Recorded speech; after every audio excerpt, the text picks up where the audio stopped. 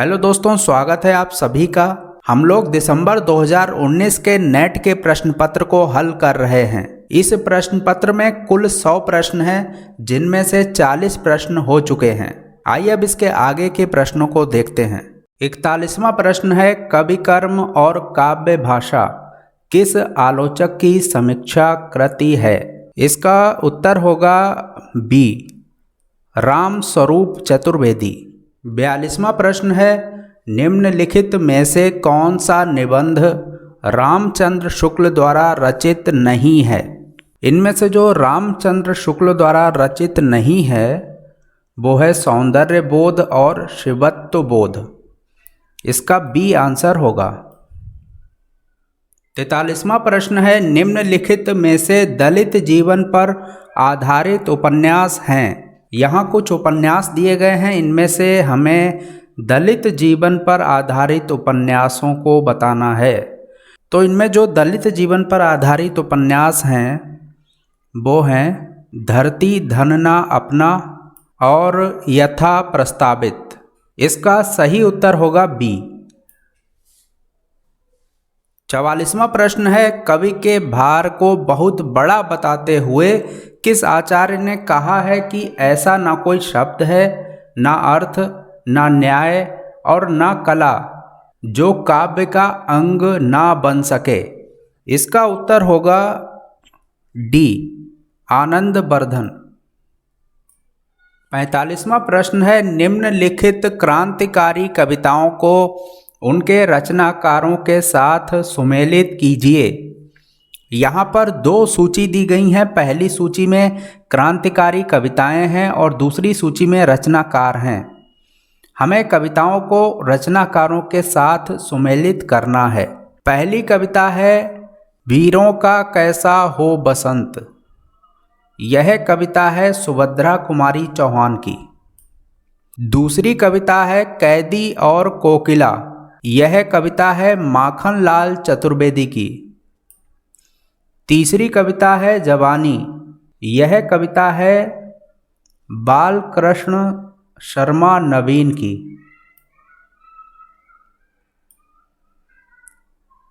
चौथी कविता है हिमाद्रि तुंग श्रृंग से। इसके रचनाकार हैं जयशंकर प्रसाद। इसका जो सही उत्तर होगा वो होगा सी।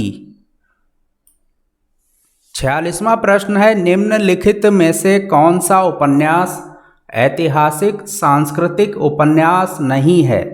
इसका उत्तर होगा टेढ़े मेढ़े रास्ते। 47वां प्रश्न है, गीत फरोश में कवि क्या कहना चाहता है? इसका उत्तर होगा बी, दूसरों के मन माफिक कविता लिखने और बेचने के लिए कवि विवश है। 48वां प्रश्न है, मैं कहता हूँ आँखन देखी, तू कहता कागद की लेखी। इस काव्य पंक्ति का आशय है। इसका उत्तर होगा डी, स्वानुभव शास्त्रीय ज्ञान से बड़ा है। 49वां प्रश्न है, निम्नलिखित आचार्यों का सही कालक्रम चुनिए। यहाँ जो आचार्य दिए गए हैं वो हैं रुयक, कुंतक, आनंदवर्धन, दंडी। इनका जो सही क्रम होगा, सबसे पहले दंडी, फिर आनंदवर्धन, उसके बाद कुंतक, फिर रुयक। डी आंसर इसका सही होगा। 50वां प्रश्न है, हिंदी में प्रचलित सिफारिश किस भाषा का शब्द है? इसका उत्तर होगा अरबी। 51वां प्रश्न है, पीछे लागा जाड़ था लोक वेद के साथ, आगे थे सतगुरु मिलिया दीपक दिया हाथी। उक्त पंक्तियों में कबीर कहना चाहते हैं, लोक और वेद का अनुसरण करने के कारण मैं परमत्व से दूर था का, और सतगुरु के ज्ञान रूपी प्रकाश से मैंने परमत्व का साक्षात्कार किया, और गा। इसका बी आंसर होगा।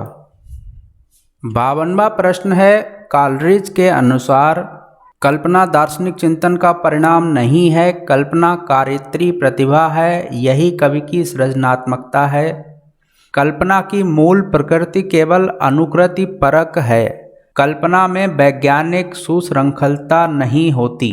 इसका उत्तर होगा खा। कल्पना कारित्री प्रतिभा है, यही कवि की सृजनात्मकता है। और घा, कल्पना में वैज्ञानिक सुशृंखलता नहीं होती। इसका बी आंसर होगा। 53वां प्रश्न है, निम्नलिखित में से कौन सी बोली पश्चिमी हिंदी की नहीं है? इनमें से जो पश्चिमी हिंदी की बोली नहीं है वो है मगही। डी आंसर इसका सही है। 54वां प्रश्न है, इस प्रश्न में दो कथन दिए गए हैं, इनमें से एक स्थापना है और दूसरा तर्क। दिए गए विकल्पों में से सही विकल्प का चयन कीजिए। स्थापना है काव्य का सर्वत्र अलंकार है। तर्क है क्योंकि केवल अलंकारों से ही कविता कामनी का आंतरिक और बाह्य सौंदर्य निखरता है। इसका उत्तर होगा सी। गा गलत, खा गलत, यानी दोनों इसके गलत हैं। 55वां प्रश्न है, मैंने भावना में एक भावना का वर्ण किया है, मेरे लिए वह संबंध और संबंधों से बड़ा है। मैं वास्तव में अपनी भावना से प्रेम करती हूँ, जो पवित्र है, कोमल है, अनश्वर है। यह संवाद किस पात्र का किसके प्रति है? इसका उत्तर होगा मल्लिका का अंबिका के प्रति, सी। 56वां प्रश्न है, भारत भारती के संबंध में कौन से कथन सही हैं? इनमें से जो कथन सही हैं वो हैं का, भारत भारती की रचना मुसद्दसे मुद्दो जजे इस्लाम की प्रेरणा से हुई। और गा, गुप्त जी भारत दर्पण के लेखक ब्रज मोहन दत्तात्रेय कैफी से प्रभावित थे। इसका सही उत्तर होगा ए। 57वां प्रश्न है, निम्नलिखित विचारधाराओं को उनसे संबद्ध लेखकों के साथ सुमेलित कीजिए। यहाँ पर दो सूची दी गई हैं, पहली सूची में विचारधारा है, दूसरी सूची में लेखक। हमें विचारधाराओं को लेखक के साथ सुमेलित करना है। सबसे पहली विचारधारा है मार्क्सवाद, तो जो मार्क्सवादी लेखक हैं वो हैं एंगेल्स।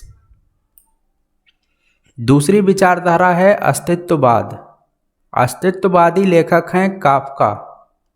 तीसरी विचारधारा है मनोविश्लेषणवाद, मनोविश्लेषणवादी लेखक हैं युंग। चौथी विचारधारा है उत्तर आधुनिकता, इससे संबद्ध लेखक हैं रोलां बार्थ। इसका उत्तर होगा ए। 58वां प्रश्न है, अरस्तु के विरेचन पद की व्याख्या विद्वानों ने किन अर्थों में की है? विरेचन पद की व्याख्या की है धर्मपरक और कलापरक के अर्थ में इसकी व्याख्या हुई है। इसका उत्तर होगा ए।